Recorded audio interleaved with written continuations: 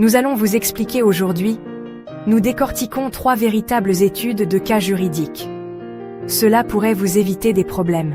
Que vous rêviez d'une maison en Espagne, hériter de la succession d'un être cher, ou démarrer votre propre entreprise, ces histoires rapides vous montreront les pièges à éviter et comment en sortir vainqueur.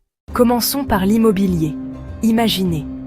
Vous trouvez l'appartement de vos rêves au bord de la mer en Espagne.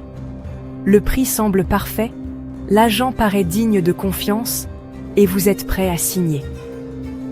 Mais, attention, une cliente a foncé tête baissée sans vérifier si le bien était libre de dettes.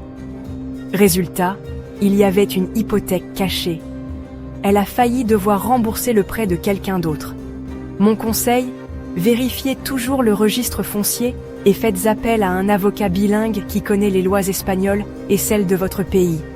Cela vaut chaque centime pour éviter une mauvaise surprise.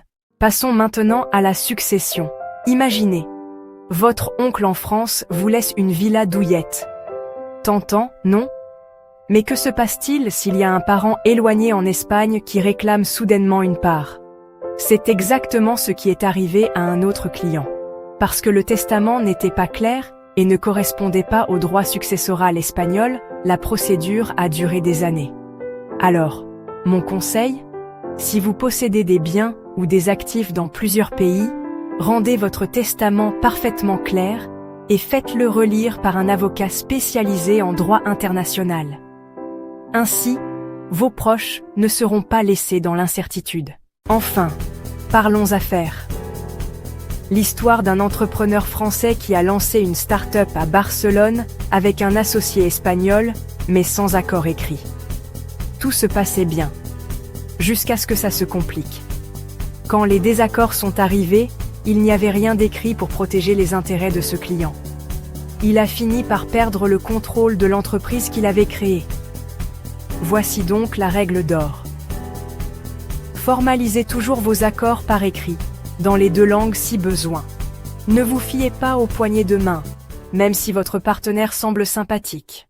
En résumé, vous achetez un bien immobilier? Vérifiez bien ces documents. Vous héritez? Assurez-vous que votre testament soit international. Vous démarrez une entreprise? Mettez-le par écrit. Les détails juridiques peuvent être délicats, surtout au-delà des frontières.